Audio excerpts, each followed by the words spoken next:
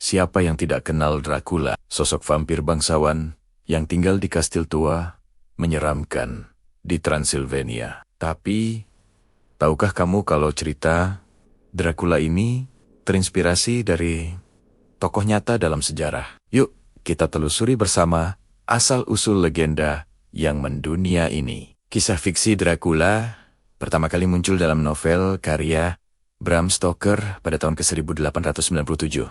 Di novel itu, Count Dracula digambarkan sebagai bangsawan Rumania yang punya kekuatan supernatural, bisa berubah wujud, dan tentunya haus darah. Ia tinggal di sebuah kastil megah di pegunungan Karpathian, yang menambah kesan misterius dan gotik pada ceritanya. Novel ini sukses besar dan langsung membuat Dracula jadi ikon horor yang kita kenal sampai sekarang. Nah, dari mana Bram Stoker dapat inspirasi? Banyak sejarawan percaya karakter Dracula terinspirasi dari seorang pangeran Wallachia pada abad ke-15 bernama Vlad III, atau yang lebih dikenal sebagai Vlad the Impaler. Tunggu dulu, namanya kok seram? Ya, Vlad memang terkenal dengan kekejamannya terhadap musuh-musuhnya. Ia punya metode hukuman yang sangat sadis, yaitu menusuk musuhnya dari bawah hingga tembus ke atas dengan tiang kayu runcing, lalu membiarkannya mati perlahan. Itulah kenapa ia dijuluki Vlad si Penyulah. Ayahnya,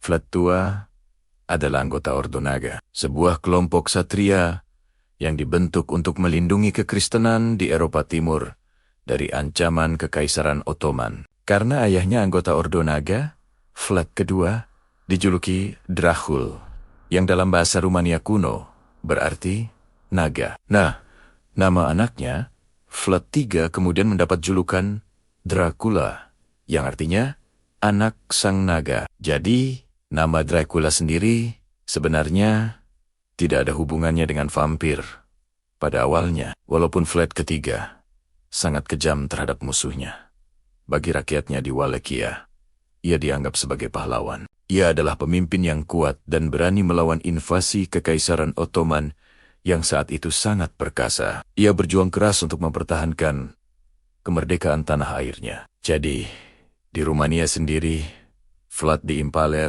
lebih dikenal sebagai pahlawan nasional, bukan monster penghisap darah. Lalu, bagaimana bisa seorang pahlawan nasional berubah menjadi vampir di cerita fiksi? Disinilah kejeniusan Bram Stoker bermain. Ia menggabungkan nama Dracula yang terdengar eksotis dan reputasi Vlad yang kejam dengan cerita-cerita rakyat tentang makhluk gaib penghisap darah dari Eropa Timur yang disebut Strigoi. Strigoi adalah roh orang mati yang bangkit dari kubur untuk meneror orang hidup. Stoker meramu semua elemen ini.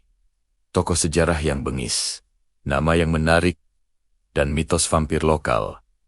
Lalu lahirlah Count Dracula yang legendaris. Jadi, apakah Vlad the Impaler benar-benar seorang vampir? Tentu saja tidak. Tidak ada bukti sejarah yang mengatakan ia minum darah atau punya kekuatan supernatural. Transformasi Vlad menjadi Dracula adalah murni hasil kreativitas fiksi. Namun, legenda ini begitu kuat hingga sekarang. Banyak turis datang ke Rumania untuk mengunjungi tempat-tempat yang diasosiasikan dengan Dracula, seperti Kastil Bran, yang sering disebut sebagai Kastil Dracula.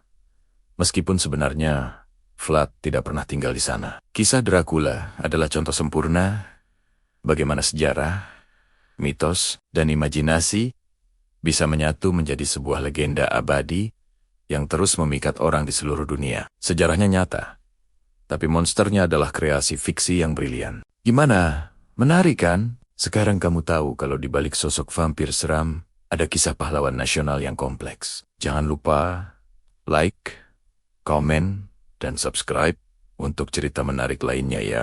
Terima kasih sudah menonton.